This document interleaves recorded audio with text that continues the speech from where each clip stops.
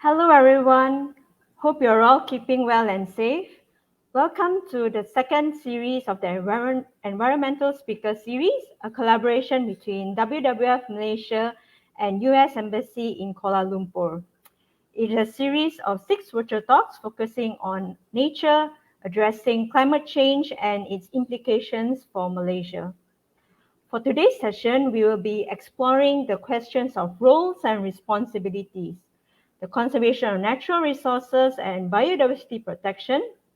It's a shared responsibility between government, industry players, communities, and individuals. And as the interactions between people and wildlife increases due to the conversion of wildlife habitat and fragmentation, as well as climate change and infrastructure development, this has led to an escalation of human-wildlife conflict. So the losses caused by human-wildlife conflict can often be substantial and impacts the production of crops, damages to property, livelihood security, and even the loss of life and injuries. So human-wildlife conflict is in fact a serious global threat to sustainable development, food security, and biodiversity conservation. And across this landscape, certain practices have been adopted by communities and private entities to harmonize the interests between both people and wildlife. My name is Cheryl, and I'm the manager for elephant conservation in WWF Malaysia, and I'll be your moderator this evening. So joining me to discuss today's topic are 2 esteemed panelists, one all the way from US and another one based here in Sabah. Allow me to introduce them. First up is Ms. Nilanga Jayasinghe. Nilanga is the manager on wildlife conservation team at WWF U.S. and focuses on Asian species, particularly elephants, rhinos, tigers, snow leopards, among others. And she has nearly 20 years of extensive experience in international species conservation and has worked across the board in areas such as Asia, Africa, and even in North America.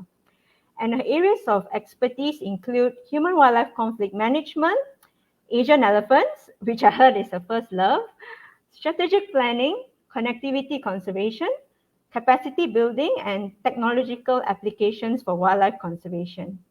She is a member of the Asian Elephant Specialist Group and the Asian Rhino Specialist Group under the IUCN and the Species Survival Commission. So she definitely wears many hats. It's a pleasure to have you with us here today, Nilanga. And up next is our second speaker, based here in Tawau, Sabah. So let us welcome Mr. Ram Maiden. He is the Senior Manager for Environment and Conservation Department at Sabah Softwoods Berhad. So in his role, Mr. Ram looks at various sustainability aspects to ensure that timber and palm oil are produced sustainably and that it meets high certification standards. And furthermore, he's actually been one of our close partners, and he also works closely with the Sabah Wildlife Department and the Forestry Department to find lasting solutions to the management of human-wildlife conflict and to foster coexistence with elephants. He's particularly passionate about developing innovative and collaborative measures to encourage coexistence between elephants and the plantation industry. Welcome, Ram. Thank you for joining us today. So Thank you. Hi. So before we begin, I'd like to set the agenda for today. So each panelist will be given 15 minutes to share their presentation. And after that, we will move on to the panelist discussion. And following that, I will then open the questions to the floor from the audience. So I'd like to invite all of you who are watching to actually leave any comments that you may have in the chat box, and we will address those comments in the Q&A session in the end. So without further ado, I'd like to invite our first panelist, Ms. Nilanga, to share her screen. Nilanga, the screen is yours. Thank you very much, Cheryl. I'd like to thank WWF Malaysia and the U.S. Embassy for having me today, and I'm very pleased to share with you some things we have learned from community engagement in particular across various Asian elephant landscapes in Asia. And so I would like to start off by saying that I will, while I'm discussing community-based approaches to managing human-wildlife conflict, through the lens of elephants in particular, managing human-elephant conflict. I'll bring in any other relevant cases of managing conflict with other species as well during this presentation. So before I get into the actual interventions that we'll be speaking of, I'd like to set the stage and provide some context as to the threats that elephants and other wildlife face in Asia. Next slide, please. So this map I like to use quite often because it gives a very vivid picture of what we are dealing with today. So in this circle that is outlined here on this global map, this is where Asia's wild elephants and many of the other species that we care about in Asia are found. Next slide, please. If you juxtapose that with populations, global populations, this same circle is also where most of the Earth's people live. This is the most populous continent on the planet. And as you can imagine, with wildlife and people living side by side in a crowded place, that can lead to a lot of interactions that can occur quite regularly. Next, please. So even within this context, I wanted to give an idea of where elephants are found today, Asian elephants across the continent. In the yellow, you'll see where they used to be found. That's historical Asian elephant range. But today, these populations and these viable elephant habitats have declined to these green patches that you see on this map. So they are dispersed in various habitat patches across 13 elephant range states, as we call them, in the places where elephants are found. And this is going to be some of the context for the interventions that I will go into next. But before that, I'd like to discuss some of the significant threats that elephants and other wildlife face. Next slide, please. So as you will be aware, on a crowded continent, on a crowded place, the biggest threat that we're seeing is the loss of habitat.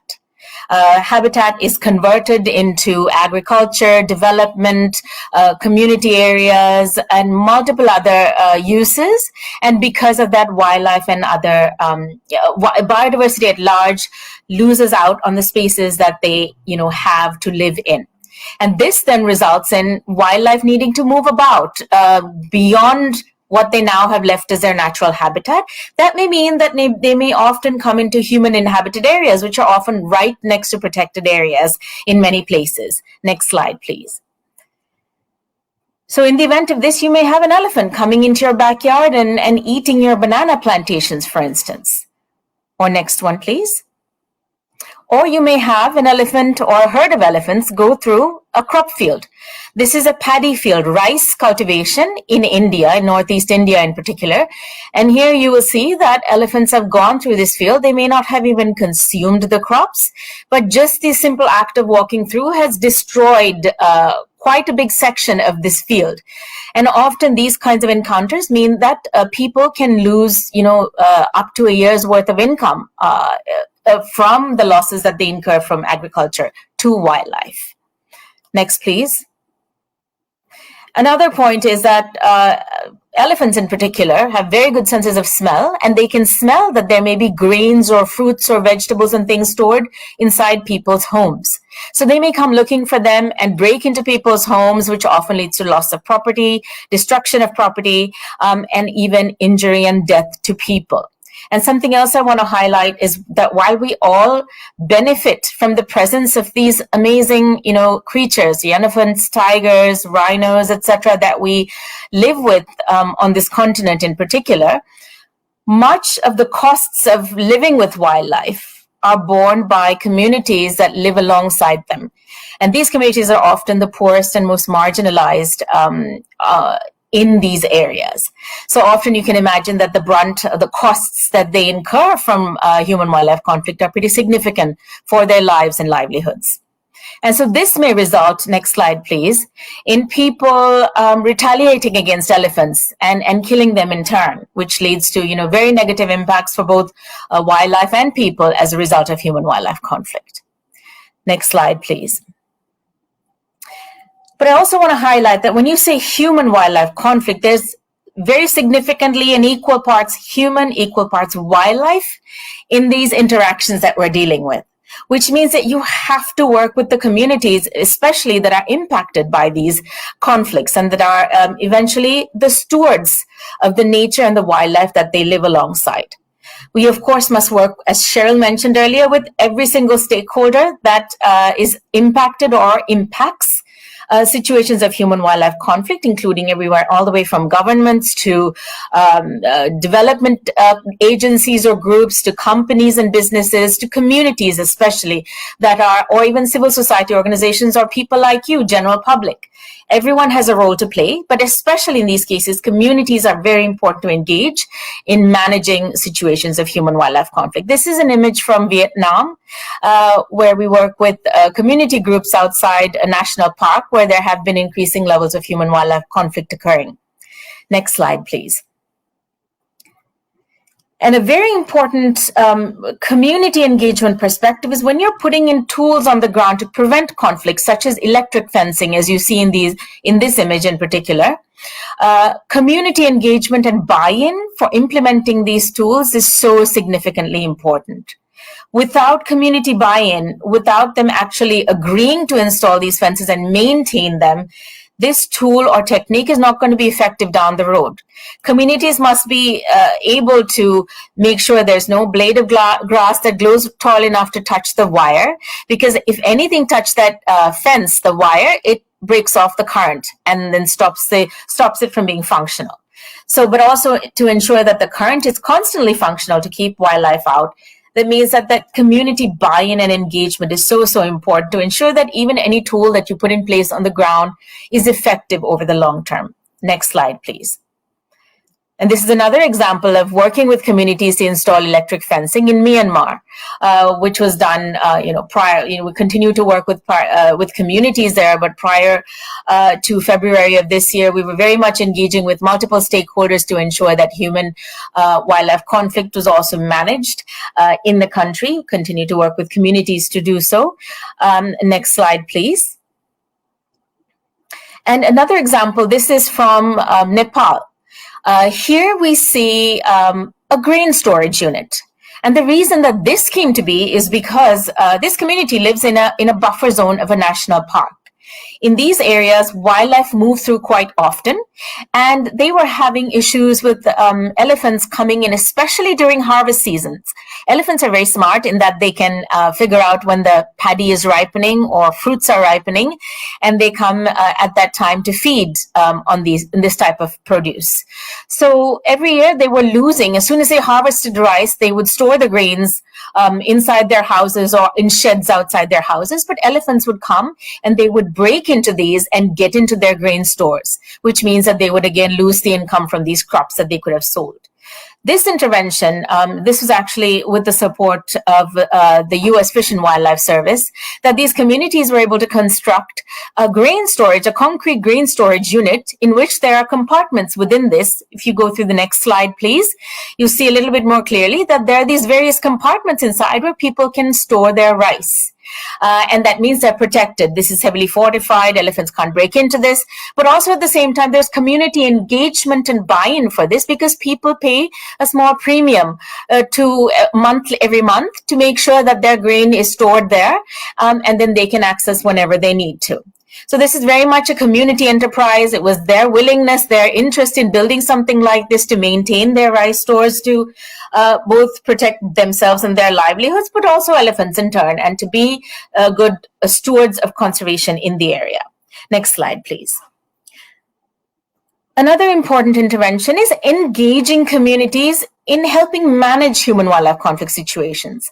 This is an example from India, Northeast India, This is where WWF has been working with multiple stakeholders, including government agencies and communities, etc., to help reduce human-wildlife conflict by engaging community groups as rapid response teams. So these groups are trained in everything from elephant biology, what to do, what not to do when there are elephants present in the area, how they can safely drive elephants away, how they can inform fellow community members that they should watch out or look out for their crops at particular times if there are elephants present in the area. So this has gone a long way in helping to prevent any negative interactions from happening in these places. Next slide, please. This is also implemented in Nepal, where the rapid response teams are very much engaged in all of these activities, but also there are compensation schemes that various governments provide for communities to access compensation for when they lose property, crops, or life to protected species in the country. For instance, elephants are protected everywhere they are found. And so this is an example of an RRT, where this is actually the only female-led RRT in Nepal in this area, where this lady, who is the leader of the group, is speaking about their concerns and what they would need to do to engage communities to then manage and prevent human-wildlife conflict. Next slide, please. Here's an example of an RRT member responding to an incident, actually talking to communities and, just also ensuring that they're helping de-escalate any of the tensions or the anger that arise, soon after an incident of human-wildlife conflict where people may have lost a lot. So they also help de-escalate and also help manage crowds in situations. Sometimes when elephants show up in areas, people like to see what's going on and they gather in crowds just to watch what's happening. This is the same case for instance, when there's carnivore conflict. If a tiger comes into a village or a community area, people also gather to see what's going on. But these situations can also be very dangerous because it can pose a threat to both the animal and the people, just in case the animal gets spooked and responds and jumps out at the people or something like that. And so there can be situations where these RRTs can also help support keeping people away from these areas, but also managing the tensions in the crowds as well. Next slide, please. Another important way to engage communities is in Thailand, for example, where communities have been engaged to restore elephant habitat. The important habitat in Kuiburi National Park was degraded over time, and there were pineapple fields right next to it where elephants were going out and eating the crops and, creating some issues for the farmers there. So by ensuring that the habitat is maintained, you are ensuring that the elephants have, the resources that they need, the food, the water, and all of the resources that they need within the park, so they may be more enticed to stay inside than go outside. So this is an example of engaging communities to remove invasive species. Many elephant habitats across their range, we're now seeing a proliferation of invasive species of plants that elephants and other wildlife don't like to eat. But they also outcompete plants that they do like to eat. So it's important to remove these invasive species and ensure that natural plants have a way to generate and grow. Next slide, please. So in addition to removing invasive species, we engage communities to plant native species of trees and foliage, grasses, etc., to ensure that elephants and other wildlife have those native sources of food to eat. Next slide, please.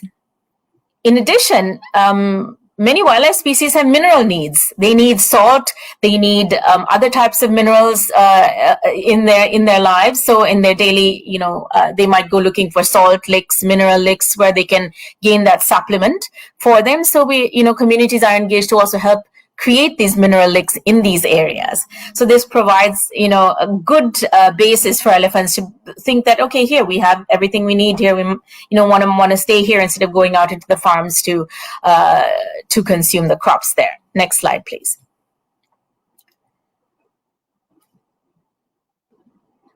Another way to engage communities is also by working with them to help them develop alternative livelihoods. Say, for instance, this is in Nepal, where communities grow mint or mentha. Mint is a really a good product in that it's very it brings in a good price in the market. Mint is used for various purposes, for flavoring, for food, etc. So here you see communities engaging in working on getting out mint oil through these processing plants.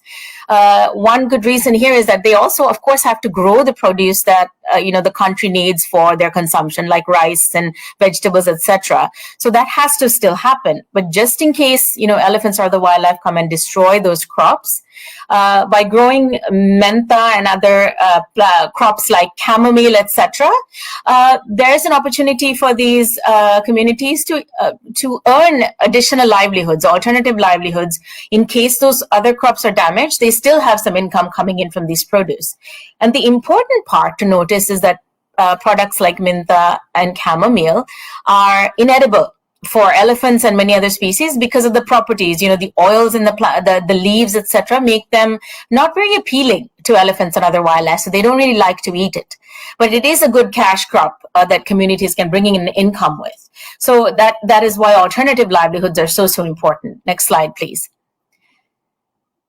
And this is another example from Indonesia where lemongrass is an alternative crop that has been grown to provide resources for these communities as well. And this was something WWF has previously supported, but now the government has taken over, is working with communities to provide these alternative incomes to farmers and landholders. Next slide, please. Another alternative livelihood I want to mention is the homestay program that we have in Nepal, where communities are encouraged. This is a community in a buffer zone, again, outside Bardia National Park, where they're encouraged to have homestays for tourists and anyone that's coming from, out of that area, that they can stay there, experience local life, and also have a chance to see wildlife. So these folks serve as hosts to tourists and visitors to the area, and they then provide them a great experience as well as a good wildlife experience within these areas, because wildlife often move through them. So this is a great way to engage communities. Next slide, please. And another way is through tourism. This is back again in Thailand, where communities are engaged to serve as tour guides. These communities, the tour guides are often from these agricultural areas that are impacted by human-elephant conflict.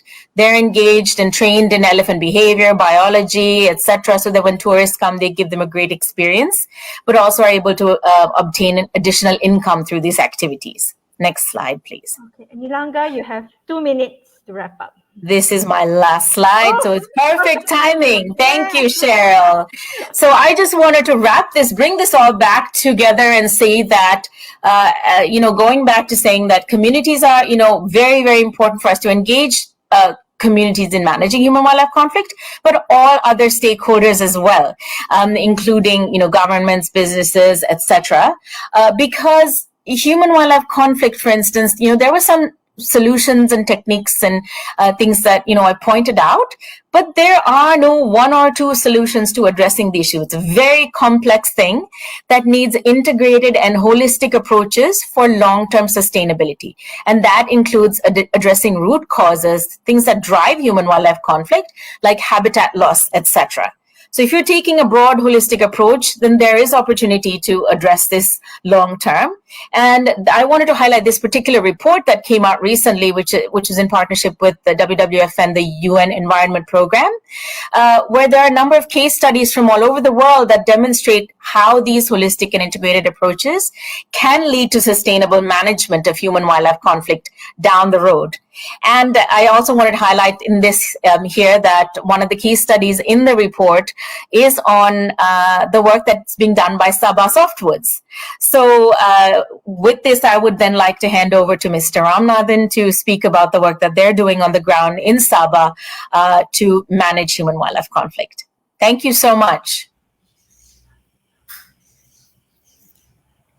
Thank you, Nilanga. Very interesting presentation. Oh, it's very good that you're planting lemongrass. I can learn from that.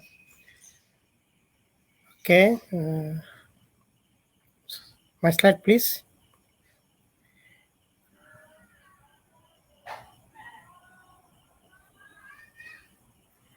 Okay, thank you. I'd like to share Sabah's experience on human-elephant conflicts to human-elephant coexistence. Next slide, please. Okay, Sabah Softwoods Berhad, we call it SSB, basically located in the state of Tawau, in the district of Tawau in the state of Sabah. We do have a land bank area of 60,000 hectares, whereby 30,000 hectares been planted with oil palm, about 18,000 hectares been planted with tree plantations. And the beauty of Sabah Softwood is that the commitment of the management and the Yayasan Sabah Group that we have set aside about 7,000 hectares or equivalent about 12,000 of the land bank area for conservation, biodiversity, and ecosystem purposes. Next slide, please. Yearly, we do see elephants about 50 to 60 in our plantations, even our housing areas.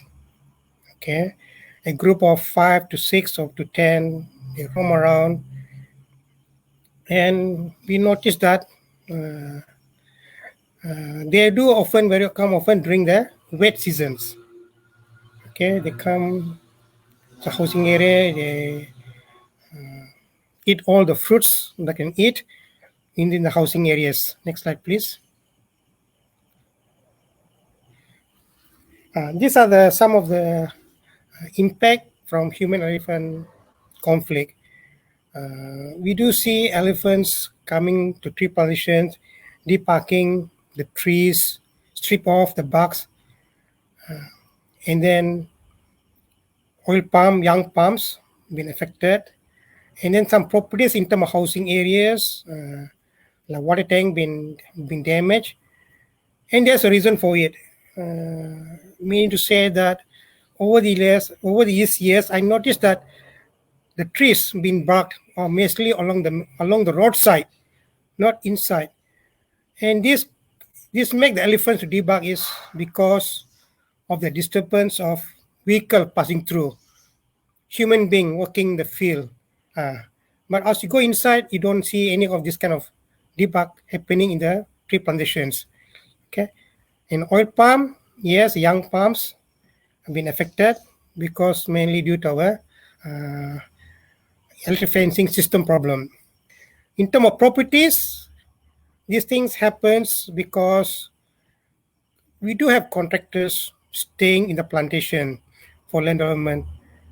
However, to set up their properties, they do raid dogs. Okay, so whenever dogs are around, when they do see elephant, they do bark. And elephants, yes, they do not know what's happening. They just aggressively move into the housing areas, mainly the water tanks for water system or the kitchen for foods. Next slide, please. To mitigate this human-elephant conflict, we've been working with NGOs, particularly on WWF Malaysia. And they've done our surveys in 2012. And then they have also carried out the ground survey on the setting up the wildlife corridors. And then later on, we've been working with them on the collaring of elephants, whereby to look at the movements of elephants whereabout. Next slide, please. As a producer, as a plantations, whenever we see elephants in the first place in early days, we do see single elephants, a problematic one whereby they do come often, make noise. First thing what we do as our plantations, we try to find a shortcut to solve the problem. What we do, we call the Sabah Wildlife Development to translocate them. But we do realize that especially from the workers who have seen the elephants, down 1 year after that, we see the same elephant coming back. And these workers, they are very smart. They know this. They said, Pak, ini gajah ni pernah one time was here, and now this translocate pindah is coming back here. And these are the short-term measures we have taken, and then followed by trenches. And then we also do some cannon blasting to make the noise, and also doing some night patrolling. Next slide, please. Yes, we use all of our machineries to make noise to deter the elephants coming into our plantation crops. Next slide, please. This is an interesting slide whereby WWF Malaysia has done a very thorough studies on the movement elephants. You can see on the map the yellow color is the Sabah Softwoods plantation area. And you can see the red color is the wildlife corridor. And we do notice that why these elephants are roaming around in plantation areas, particularly in Sabah Softwoods. One thing we realize that we do have a diversified crops. We have trees, more or less similar to natural forests, and we also have the oil palm, also very good edible crops for them to plantable. And also we do have a low-lying areas compared to neighboring plantations. Okay, this make the movement elephants more into our plantations in Sabah Softwoods. Next slide, please. Yes, in terms of through the learning process, we have done so many short-term mitigation measures. Yes, it works, but not for long. This way, we need the assistance from technical teams to assist us to look into the long-term solutions. One is by putting up the electric fencing on the newly planted area or replanting area, and also to safeguard the residents of the plantations, the workers. We do fence up the housing areas. By doing so, we are also allowing more rooms for the elephants to move around within the plantations, open up the bottlenecks. They have more ground for them to feed, and we just focus the important area to fence up. So by doing so, that elephants are less stressed. We noticed that over the years. We started our operation in 1974, 47 years old, our Sabah Softwoods plantation. We started planting oil palm in 1986, and we had a major losses from 2012. Okay, next slide, please. This way, we realized that through the teams of experts, came to knock our plantations to Sabah Softwoods, saying that elephants are more using our plantations, and on top of that, there's two forests up north and down south. The Ulu Kalampang, the isolated forest reserve, up north the Ulu Sagama, and they have said that the corridor is one of the solutions able to mitigate human-elephant conflicts. Next slide, please. By having said that, then the management, together with the teams in the wildlife department and WWF, we formulated a 10-year plan to develop this wildlife corridor from our plantations. It was once a tree plantation, Acacia mengium, albizia. We harvested, and then we gradually converting into so-called a natural forest, whereby we are planting all the indigenous native species and fruit trees over the 10 years. Now it's already coming to 7 years old, this wildlife corridor. And we do see the effectiveness of the corridors. Later I'll show in the next slide, please. Go ahead. Next slide, please. Apart from that, to feed, the management proactively decided to have a fruit garden. Similarly, like other garden, we have a fruit garden whereby we raise coconuts, we raise sugar canes, we raise napier, and then we plant them on the wildlife corridor. Further that, we also created or constructed artificial elephant pond. And this is very useful, handy. We noticed that during the dry spell, where the elephants in the corridor fully utilizing it. We also created, like what Nilanga was saying earlier part on her presentation, we also made artificial salt licks. We have 6 salt licks we have created. We also put up a camera traps. Wow, I can't believe it. I thought only elephant, but there are other wildlife within the in the plantations. We also planting fig trees, also working together with the Bora NGOs. Next slide, please. This corridor showing in our land bank area in the northern eastern part of Brumas region. It was started in survey was done in 2012. We accelerated planting next week in 2014. Coming to 7 years old. Initially was meant for elephants. Then we realized that we're planting varieties of species. Then we was shocked and good to see that orangutan is appearing it. And we can see sun bear through camera, we can see it. And now we also seeing that we also can see cloud leopard. So it's become like an ecological corridors. Next slide, please. Yes, there's a cost in managing the elephant, but we realize that elephant and orangutan is our iconic. It's a national pride for Malaysia. We have to take care. We can't keep on talking about the past, fragmented forests, deforestation. But we are proactively, not only we, plantations of Sabah, but there are other plantations working together. We realize that there's a way to manage this elephant, to transform them from human-elephant conflict to human-elephant coexistence. We have set aside the 1,000 hectares, which is about 14 kilometers corridors length. It's worth about 20 million. If we keep it for tree plantation, we make revenue out of it. But this is a commitment. We set aside this for corridor. We planted worth about 22.2 million, plus the managing the maintenance, fencing, patrolling, about come to about 3.7 millions. But please note that mitigation measures can be very costly, but addressing this responsibly with commitment will reduce the incidence of HEC in the longer term. Next slide, please.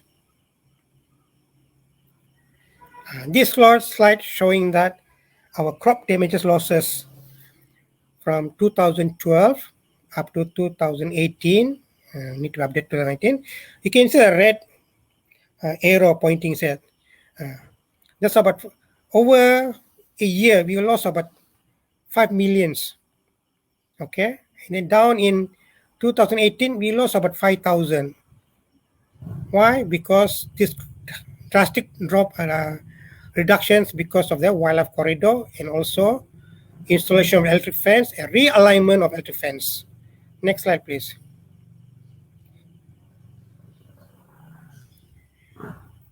Nowadays, we notice that having elephants in our plantations, we know that nature lovers are coming over to see the elephants, how we practice to protect and nurture these elephants.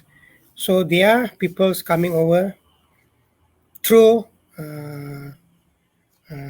and how they have through the tourists, a tour company, also through the markets, whereby they have found out that we are certified. They want to buy products. They do notice our signages that there are elephants around. They do come. So we open up to we call it a promoting conservation. Those are nature lovers. They do come over, do see the elephants and orangutan, and at the same time, they plant trees. Okay, next slide, please. To further strengthen our coexistence, to our workers, to our outsiders passing by, and the conservation nature lovers, we do put up signboards in a strategic locations. What are the do's and don'ts? If you do see elephant, what to be done, what be done. We put up some signages where the prom area frequently see the elephants. Okay, and now the workers in the planting sectors, we train them. Whenever you see elephants, we don't shout at them. We blow the whistle to inform the workers to move outside, because blocks are everywhere. If we can't harvest because of elephant, we can always move to adjacent blocks so we can harvest without interfering our productions, without disturbing the elephants. Okay, we also educate our children. We invited WWF Malaysia from KK. We also invited Sabah Wildlife Development to give us awareness talks to our school childrens, so that during the school holidays, whenever in the plantation areas, housing area, they know when they see elephant in the housing areas, how to be, not to irritate the elephants. Okay, we also train our staffs. They have gone to the honorary warden so that they can do crop protection patrolling. Go ahead, please. This is what I like to share. This slide. What I'm trying to share in this slide. Yes. Yes. You have 2 minutes to wrap up. Go ahead. No problem. What you can see from this presentation, that you can see that by showing earlier part is the cost involved in maintaining it, but the benefit part of having this elephant, you can see that they're growing very well. That the population is increasing. They're avoiding inbreeding.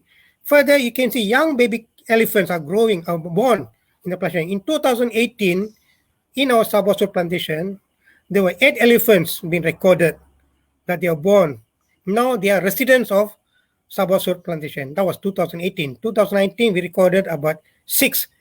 And I would like to thank the workers because of the understanding, and they keep telling us where about the elephants are born, and they keep telling us, and we can inform the Sabah Wildlife Department and relevant authorities. And these elephants are very healthy. We have a lot of forages, feeding ground for them, provided we understand the elephant behavior, provided we have the right team, technical team to guide us. Then human-elephant conflict, I can assure that can be transferred to human-elephant coexistence. Next slide, please. Just basically, I just like to wind up here is having a human working group with the neighboring plantations is very useful, handy, whereby, by each plantation holders, they will throw up their questions. They were saying that mine is this, mine is this. But mind you, by having technical team in the wildlife enforcement account agency, I can show you that if there's a one solution, we can easily break,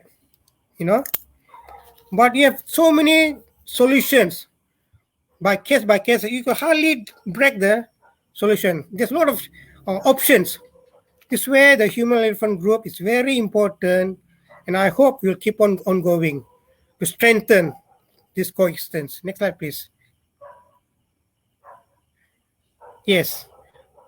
Now, having these certification schemes is very good because they're guiding us, the smallholders, the plantation, to look into the environmental problems. How to address it in terms of riparian, how to have a buffer, how to have a well-managed chemical store. So in order to not to poison the elephant or accidentally poison the elephants, and having these biodiversity protections on the principal criteria, and also looking at the social being, and this also harmonize coexistence elephants. So certification scheme plays a very important role. We Sabah, we have a certification for FSC for tree plantation. For oil palm, we have Malaysian Sustainable Palm Oil. Next slide, please. So last but not least, when human elephants share the same space, coexistence is not smooth and needs to be managed actively to reduce incidents of conflict. With that, thank you.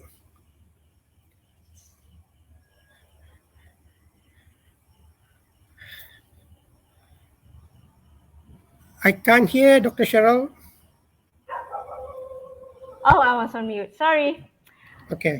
So thanks so much again to Nilanga and Ram for your insightful presentations. I found the concrete grain storage shared by Nilanga just now very particularly interesting, and was indeed a very novel approach by the communities to actually protect their crops, especially when you heard everyone chipping in to use those facilities. And from Mr. Ram's side, we could actually hear, it was great to hear all these numerous conservation initiatives that his company had actually undertaken to foster coexistence. So before we address the questions from the audience, I'd like to take some time to unpack the presentations that we just heard. today in our panel discussion. So maybe I'll start off with Nilanga.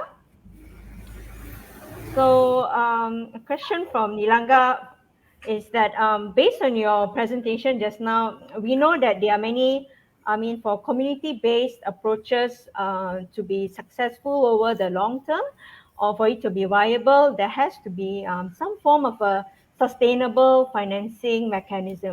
Can you share your thoughts on that? Yeah, thank you, Cheryl, for that question. I think it's eventually you're building the capacity of communities as well, right? To be able to manage these interactions over the long term.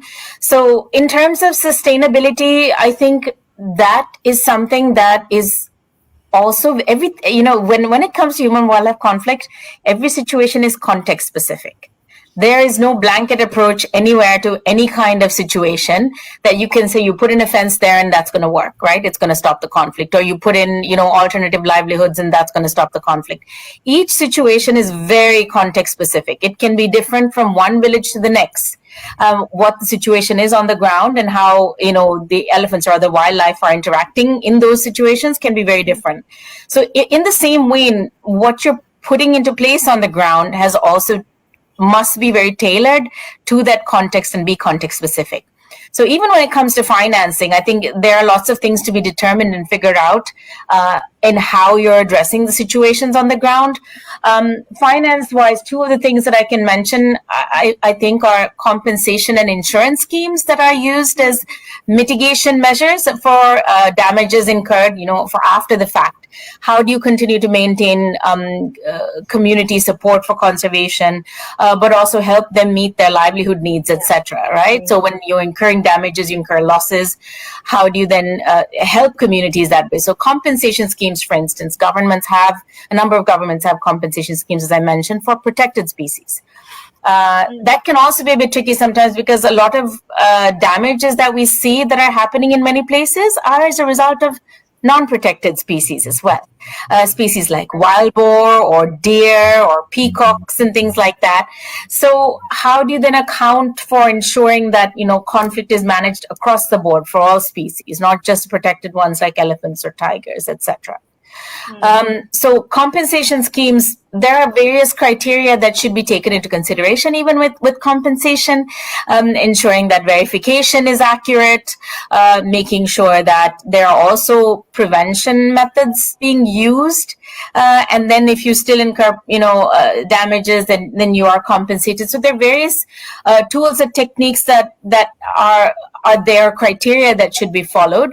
That and I think you are going to provide some resources at the end as well, right? For those of you who are listening, to learn more about how compensation and insurance schemes work as well. But sustainable financing again goes back to community buy-in. Programs like insurance make it a little bit more sustainable because communities often put in a little bit of a premium, right, for the insurance that they're getting for their crops or their livestock or their property, etc.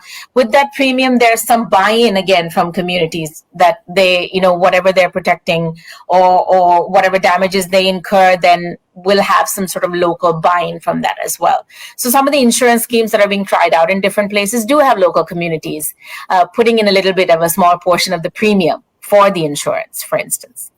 And I think even for longer term success, it's really important to engage these other stakeholders, right? For sustainable financing, businesses and companies can invest in these measures to prevent and manage human wildlife conflict, for instance. Governments can be engaged through policies that they're putting in place to ensure that there are ways for even communities and other stakeholders to ensure there's some sustainability in measures that are being put in place.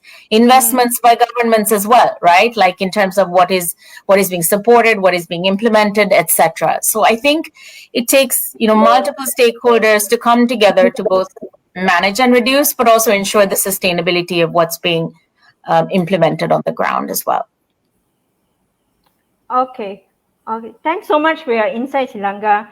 Yeah, I'm sure all these compensation schemes and insurance schemes have can somehow help to improve people's tolerance towards elephants Exactly. and other wildlife. Right. Exactly. It's alleviating the tensions that may exist for the losses that people may have incurred, right?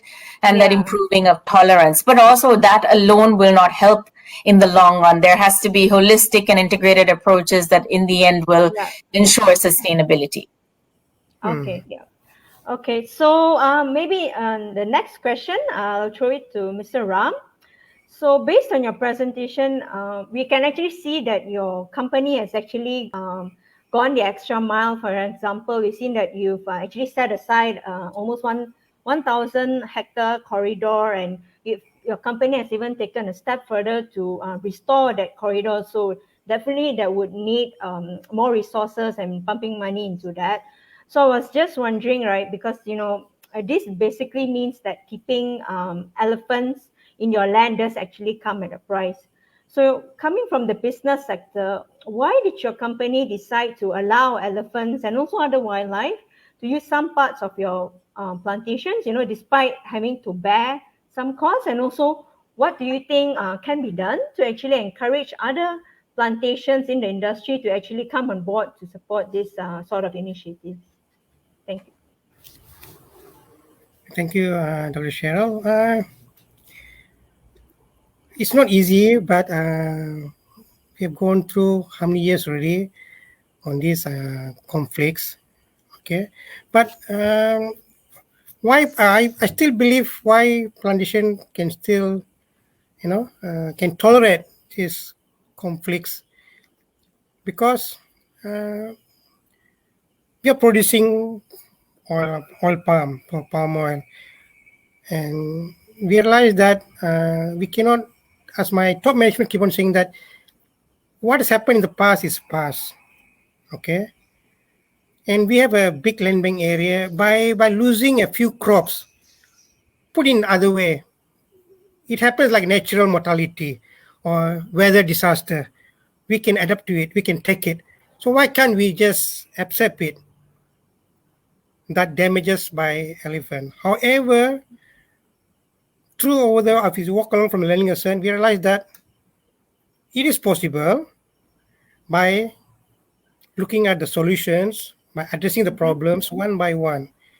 Okay, by putting up the fences to protect, yes, but not to protect for your self-interest, but looking at the neighboring plantations.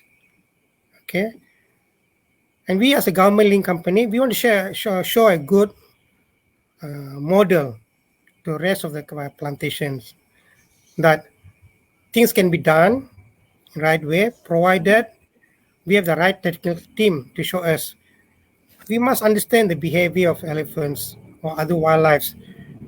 Not easy to put a corridor in a small plantations.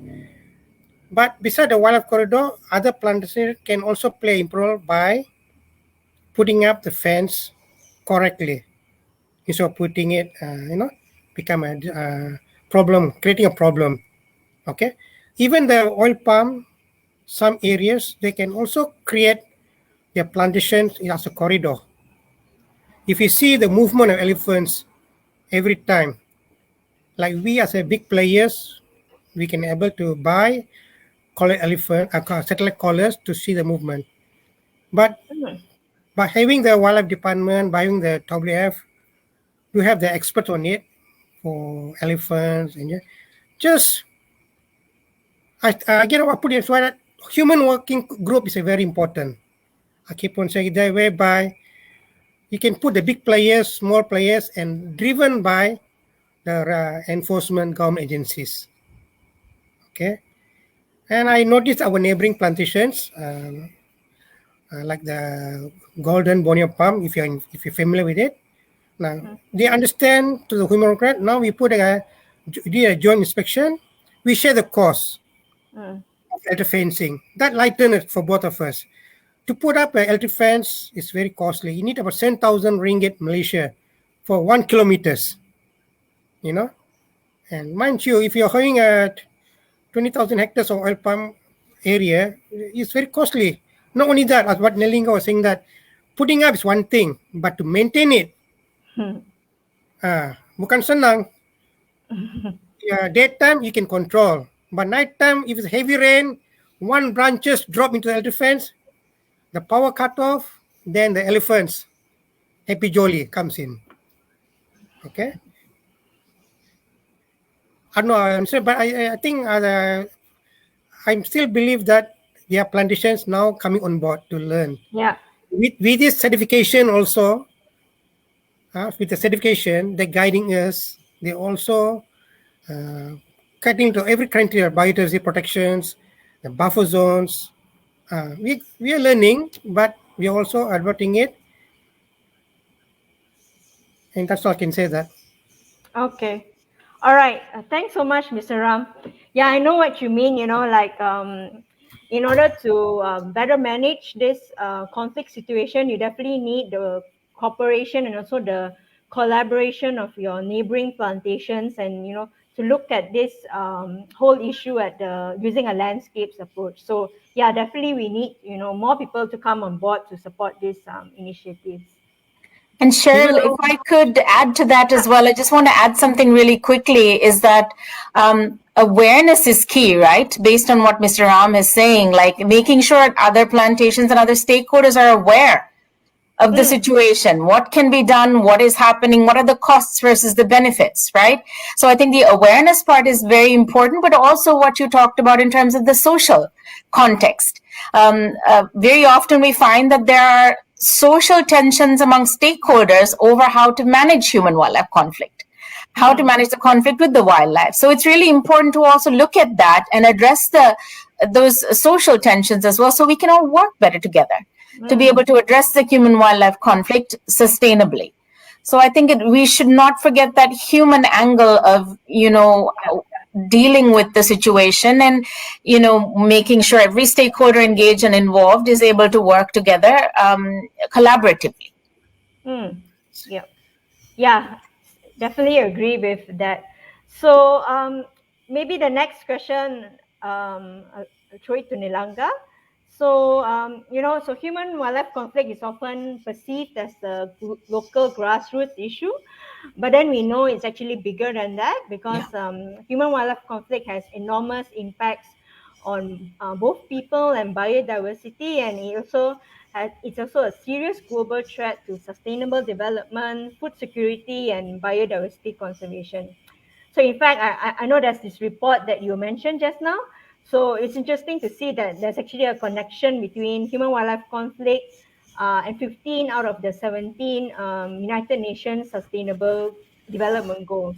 So this basically means it shows how crucial it is for us to address this human-wildlife conflict issue holistically in order to achieve those goals.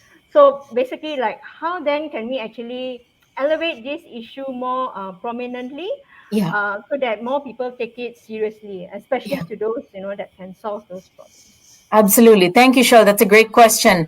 It is, as you mentioned, we talk about the importance of addressing human-wildlife conflict at scale, especially because it is an escalating issue.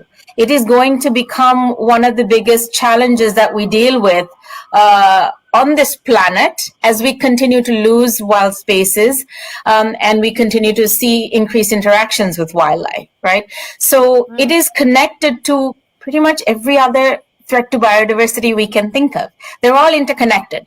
And in terms of managing it, we need to all come together to work together as a global community to address it as well. As I mentioned, everything from, governments to multilateral agencies to development groups to businesses to community, social organizations to individuals to the private, the public, for instance. So it is an important issue where we have to sort of really understand what's going on, right? And there are various angles to look at it from government perspectives. Again, I mentioned policies that enable improved management of human-wildlife conflict. That includes land uses, right? In terms of looking at drivers of what's leading to human-wildlife conflict. Improved land use practices and ensuring policies are in place, and that's one component of it. But everyone can play a role. If you're looking at companies, looking at sustainable sourcing, Are you sourcing places from which there, are significant levels of human-wildlife conflict? How can you then work to reduce that on the ground through your sourcing practices so that you can market your product eventually as, being conflict-free, for instance, and sustainably sourced or developed? So these are some of the examples out there where I think we all have a role to play.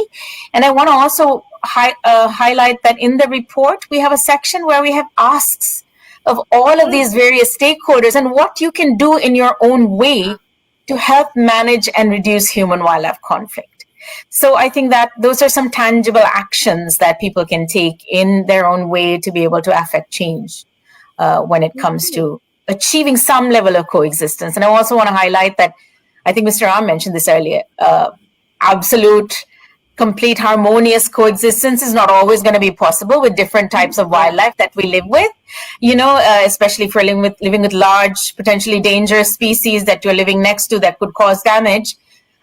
It's not going to be fully harmonious and, fully happy coexistence at the end of the day. Yeah. But if you can reach some level of coexistence where you're able to live with each other, I think that in itself is important. It's a win.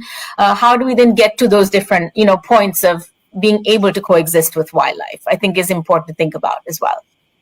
Okay, thanks so much, Nilanga. Really interesting points. I couldn't agree more. So thank you both for your insightful discussions. So let's dive into the questions from the audience. First up, we have a question from Deborah Lawrence Ado. Thank you, Deborah, for your question. So her question is, what are some of the challenges faced in managing conflict and how have you managed to overcome them? Maybe Mr. Ram, would you like to take that one? Thank you. Yes. Thank you. How some of the challenges faced by managing conflict? Yes. Putting aside 1,000 hectares is not easy. Okay. Norway is a private land. But yes, we overcome it. How? With the proper research findings. Okay. As I said earlier, the record has shown that the presence of wildlife, whereabout, moving around, and solution is one of them is to tackle corridors. How do it? And we have to convince the management. Not only that, we have to convince the board of directors.